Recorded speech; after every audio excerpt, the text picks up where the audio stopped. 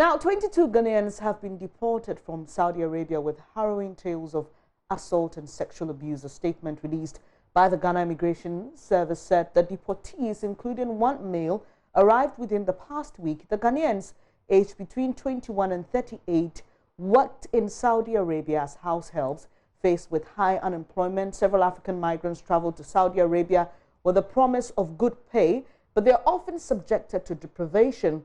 The Ghana Immigration Service said in a 2015 report that over 2,000 young Ghanaian women were stranded in Kuwait, Qatar, Saudi Arabia, and Lebanon only after 5 months of reaching those countries through fake recruitment agencies that promised them lucrative jobs. We've been joined by Assistant Superintendent of Immigration, Barbara Sam, for more on this. Thank you so much. So, in your statement, you shared details of what these deported Ghanaians told you about their condition, but from what you observed, how were they faring health-wise, and whose responsibility really was it to cater for them once they got here?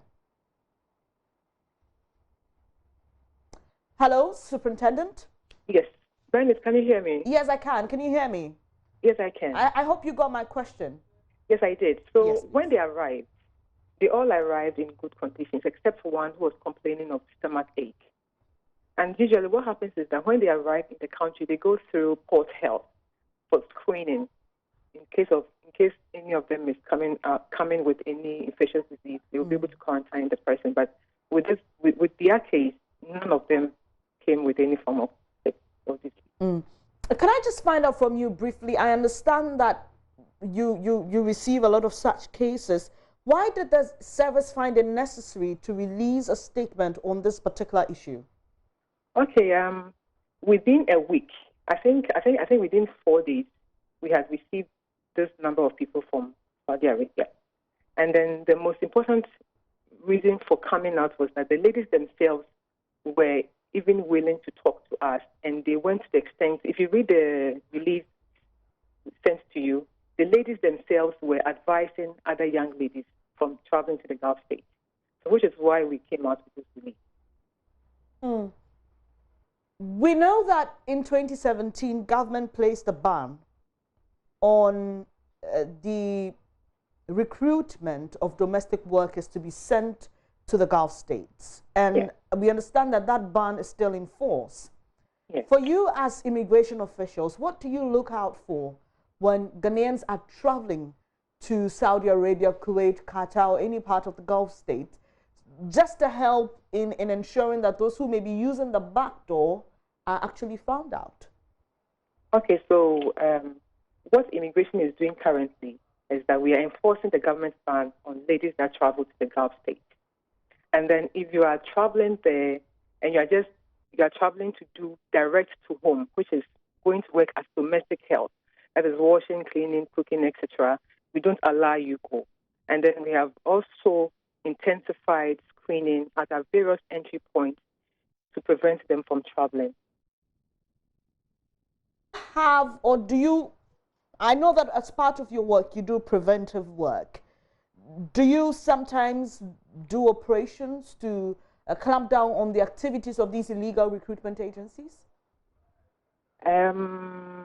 Sometimes we do. Our intelligence officers do that.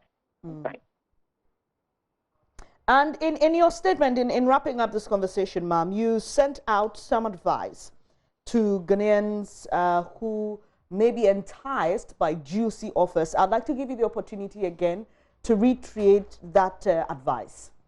Okay, so GIS will continue to appeal to parents to disallow their daughters from traveling to the Gulf states. No matter how juicy the offers are, don't allow your daughters travel, because there's nothing like greener pastures out there. And also report any suspicious agent or connection man to the nearest immigration office or police office. Thank you very much for your time this morning. That's Assistant Superintendent of Immigration, Barbara Sam, sharing some details with us on a statement released by the service on the deportation of some 22 Ghanaians from Saudi Arabia in the past week. The advent of serial callers and partisan media activity has seen an increase in the Fourth Republic Although disapproved, foul language is often used by masses in national political dialogue. Professor Kwame Kakari, former executive director of the Media Foundation for West Africa, believes the current president and former President Jerry Rawlings have suffered most when it comes to public insults. The professor was speaking in Accra during the 70th anniversary public lecture of the Ghana Journalists Association. The party press is dead, but there's the birth of political radio and the introduction of serial callers. And this is also accentuated by new entrants.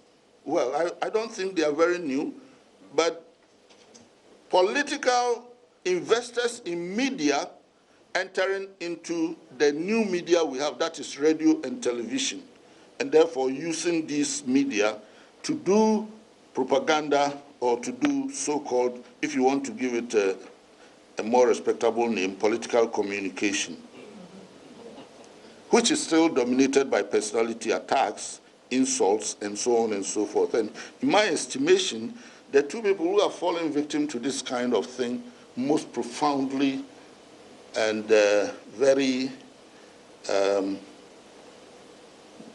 most profoundly are Jerry John Rawlings and Nana Akufo-Addo. They have been the biggest victims of political insult in our politics today. Of course, the biggest politically insulted personality has always been Kwame Nkrumah. Well, on her part, veteran journalist and former Minister of State Elizabeth Ohene bemoaned the issue of fake news, adding that it has exaggerated matters such as the supposed xenophobia in South Africa. People have taken it further or backwards by creating their own news. Creating their own news, I'm not sure how that works, but at least they create something that they purport to pass on as news. The danger that we face is if enough people don't care about content anymore, and we just allow technology to run away and people can just manufacture what they want, that's when we will be in trouble.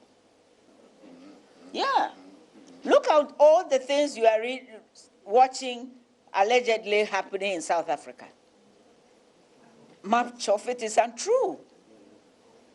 But they put it together so realistically. You know, if the Ministry of Foreign Affairs or they have a president who is angry, the next thing you know, a war starts. You heard the veteran journalist Elizabeth Ohene. Earlier, Professor Kakari, former executive director of the Media Foundation for West Africa, speaking at the GJA's 70th anniversary lecture on the theme Journalism Yesterday and Today. You're watching News Desk with me, Bernice Abubedu-Lansa. Coming up shortly in business, scores of people at Elmina hit the streets to demand government intervention in saving the Indrum Group of companies. Daryl Kwao has got details in a moment. To stay.